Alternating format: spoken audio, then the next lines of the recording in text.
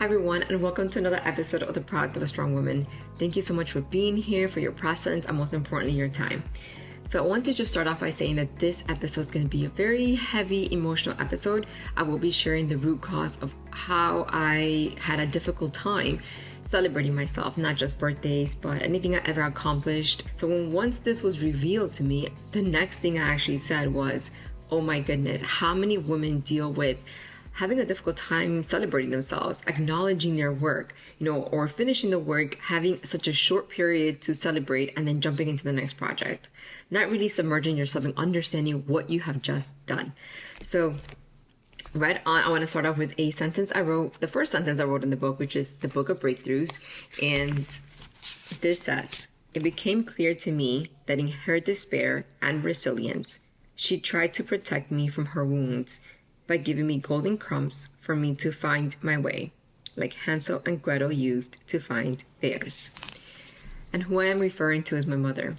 So this story is going to be a journey of my mother and I, and the journey that I've had with my mother has been such a beautiful one. Difficult and challenging, not for a lack of love, but a lack of understanding. So now I'm gonna just wanted to share the fact that when we're sharing a story about anyone, loved ones or people that we don't have a connection with, maybe at work or anything of that matter, I have a clear understanding now that I am telling a truth, not the truth. And what do I mean by that? Well, I always go into thinking of a fruit or any object. So think of a lemon. If I had a lemon right in front of me, in that lemon, if I look at it from my perspective, it's going to have different shapes, different maybe little scratches or little just imprints that I've seen, the details of it, the color and so forth. The person looking at the same lemon at the same time, standing right in front of me, seeing the other side, is going to see it differently.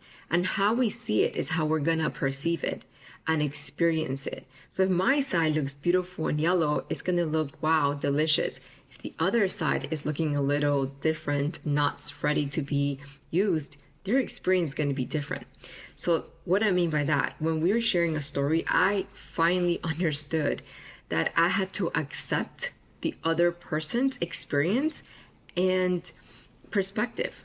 Accepting does not mean that it's my truth, but that I accept their truth. So, and then the next thing I would say is that whenever we're going to share a story that does not only involve us, but other people that we love, respect, is that I always make sure to, when I am ready to share it, I am sharing it with the utmost respect and love for that person and that experience and that circumstance that's happening. So now that I mentioned those things, I'm going to jump right into it. So now, I mentioned earlier in regards to celebrating ourselves. Celebrating ourselves is not just the birthdays. That for me actually was difficult since I was quite little and difficult till now. I'm 40 years old. And this revelation for me literally just happened earlier this year. So that's 40 years of not understanding and always figuring out a way subconsciously to make sure that I was either working on my birthdays, causing conflict so that I can be by myself and confirm the belief of why I was not worthy of being celebrated. And I really just think that any woman that has ever experienced this, I really hope maybe this can help you. Maybe this can make you feel like maybe there's a reason, right, of why do I feel like this. So the story that I'm going to share now, it includes my mother. And it is so important to understand that our mother is the first relationship we have. As we know, we're like in their belly, right, in their womb. That's the first relationship we have. And the relationship also includes not just communication, but their energy, their experience, what they're feeling. We are communicating through that at that moment we're in their womb. So I had a big session, a hypnotherapy session for myself earlier this year. And in this, I actually went to this session because I was having like a sensation that I was going to be speaking to my mom again. Just to give you a little context, at that point, I hadn't been talking to my mom. I would say like a month or not a month or two, but it was getting close to 4 years of not speaking to my mom. And not speaking to mom was not a lack of love. It was a lack of understanding, as I mentioned earlier. And I was the one that made the decision because it was just so much that was happening over and over again that I just could not deal with it anymore. So as I felt this time coming closer and closer, I had this feeling of I literally cause her pain. Every time we talk again, every time we connect again, I somehow mess it up. And the mess up, I wasn't even thinking about myself so much as I was thinking the pain I was causing her during those moments of chaos that would happen every time we would speak again. So I went for help. And as we were doing that session, I was able to regress all the way back to the womb. And when I was in the womb, I literally was feeling her fear. I was feeling her pain. And because those emotions are so strong, I was unable to really feel her love because she was dealing with other things at that moment that really blocked her from even self-love. She was basically in protection mode and fearing a lot. So while I was in her womb, like I mentioned, I felt fear and lots of pain. And the first thing that I just kept repeating while my consciousness in her womb kept saying, the more I grow, the more I cause her pain. Another thing I would say was, my purpose in this life is to cause her pain. And this was because what she was experiencing, I could not understand. I could just feel the pain. And because I am in her womb, I am thinking, oh, I'm the reason why she feels like this. Because the more I was growing, her belly was growing out, my body was getting bigger, the pain was getting stronger. Now, that was the feeling I was having. Where does this story come from? Well, when I was very young, my mom also did mention to me and share stories with me, not to, be mean or remind me. But looking back now, I realized that she was sharing the story with me to tell me how much she loves me, in her own perspective and the way she could share it with me. And basically, I am, from my mom's first marriage, I am the third child, the last child. When my mom had me, or she found out she was pregnant, at that point, my mom and dad had not wanted more kids. They already had a boy and they had a girl. And they both had made the decision that that was it, no more children for them. So they took the right methods to prevent a pregnancy. And not just one, but multiple, from my understanding, they were taking because they just really did not want more children. My dad was in the military, and it was just a lot for my mom during that time. So when my mom finds out she's pregnant, during that time, my dad was deployed. And she mentions it to him, and he does not believe her. He rejects it. He says he feels that it's not his child because he knew that there was precautions that was taken to not get pregnant. And at this point, my mom feels already the rejection, the pain, of what was happening. My dad, at that, like I mentioned, was deployed. My dad's side of the family also did not support my mom. We're very physically and emotionally abusive towards my mom. My mom was a very young mom. So as this was happening, I was feeling the fear and the pain. And when she was sharing this with me, she didn't share, like I mentioned earlier, being in me, but she would just tell me, hey, look, I want you to know how much I love you, that I fought with everything in me to keep you. And I refused to have an abortion because my dad had asked her to have an abortion. Now, a lot of people had asked her to have an abortion because my dad was suffering also from alcohol abuse and other issues. So, him coming back, it was already known that if she did not have this abortion, she was going to suffer. And she refused to do that. So as I mentioned earlier, the feeling that I was getting was I was getting bigger in her belly. And my dad came home after, and I was still, she was still pregnant. it was a lot of pain that she was feeling, a lot of not support, like as I mentioned earlier, physical and emotional abuse. And she refused. She refused to have that abortion. So as I'm sharing this is to say that your consciousness is quite alert, quite open while you're in the womb. And how mom is feeling is how either you're going to receive it, and as what I did, took it as my identity. And that's what I did for 40 years. Guys, 40 years.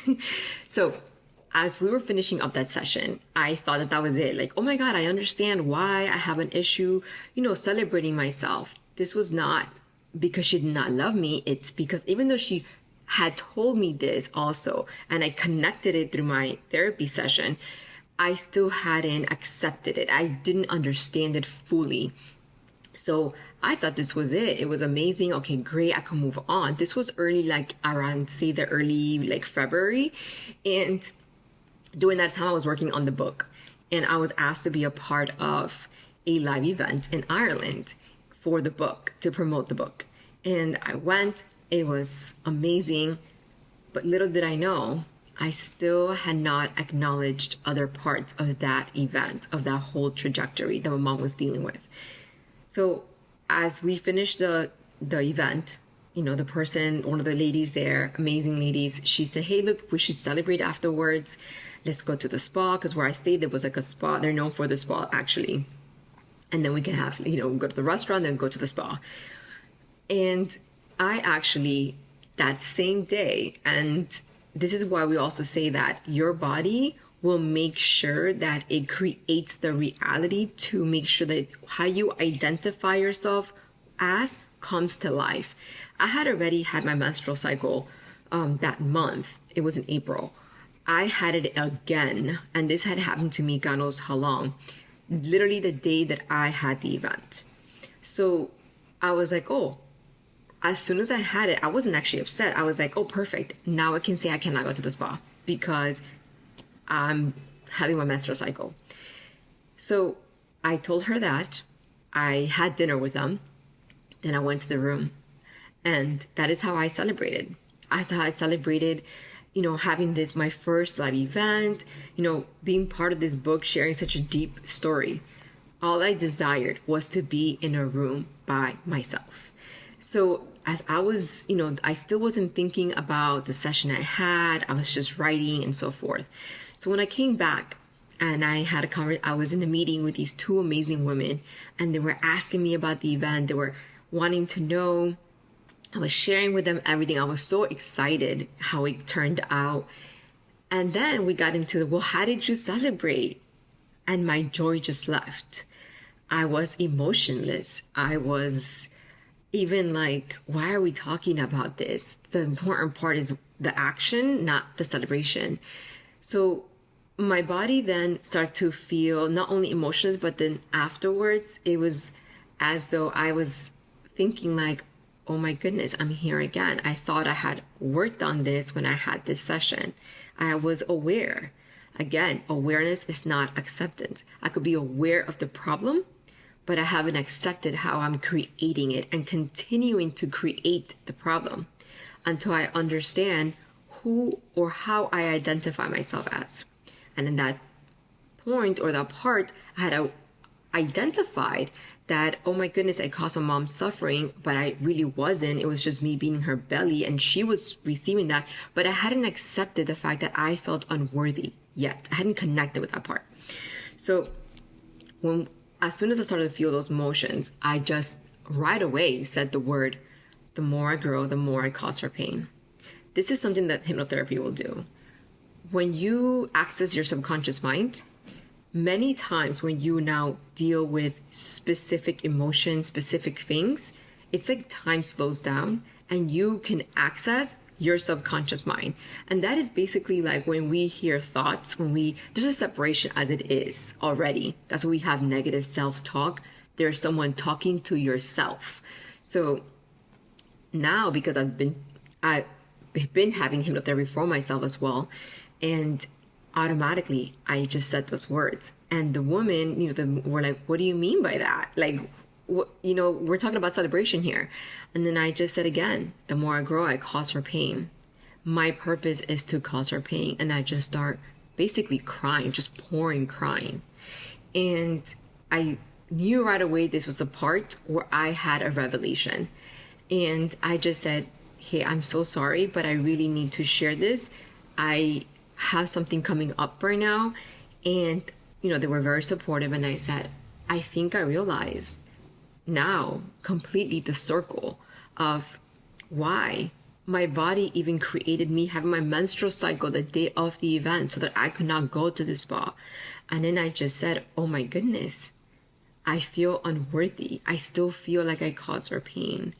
And then I had the image of me being in the day that she gave birth to me. I had that image. I felt myself at that room. And then I said, I need to have a celebration for me to coming into this world, because there was none when I came to this world. My mom was, she loves me deeply, so much that the amount and the just strength of her love for me is literally the crumbs where I mentioned in the book in the beginning that made me wonder, why can I feel this for myself? I know someone feels this for me, but how can I feel this for myself?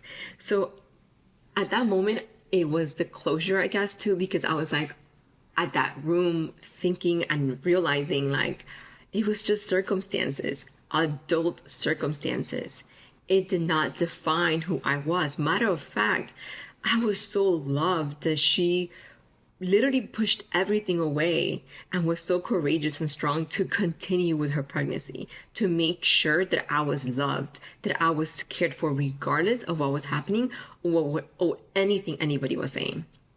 So this, like I mentioned, is a very heavy story, but I just think that it is so important that when we are having a hard time celebrating ourselves, acknowledging ourselves, seeing that we're constantly like just thinking like, is my accomplishment worthy of how I'm celebrating it? That's another one, because a lot of the times I was like, okay, I finished high school.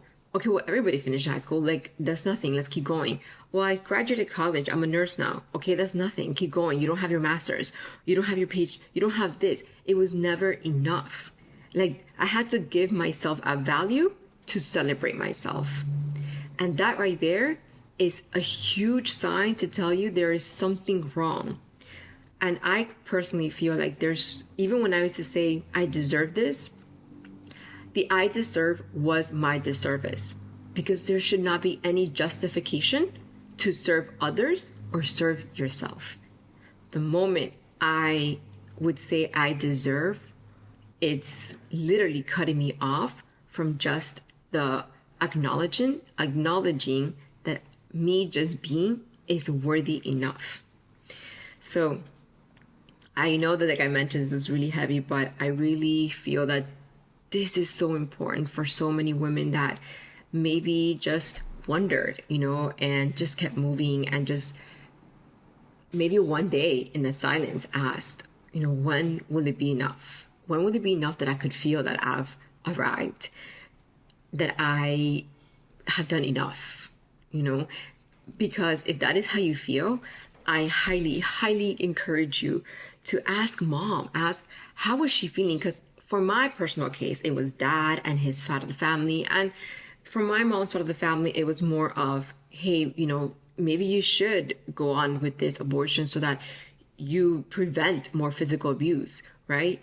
Not because they didn't want me, but because they were fearful for my mother.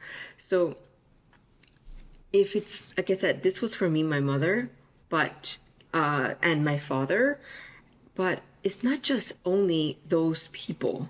Even the mother herself, how did she feel? What if she was supported by father, but she herself felt so fearful, And that's one. Another one also could be not just like the father, like I said, the family takes a huge role of how they accept the pregnancy, because how then the mother feels about this pregnancy is how she's going to transmit it to the child.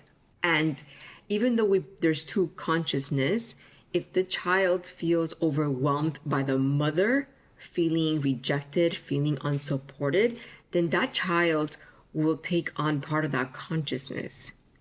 And a lot of the times I even feel like, I've heard so much with women saying like, I feel like I have to do everything on my own. I don't feel supported.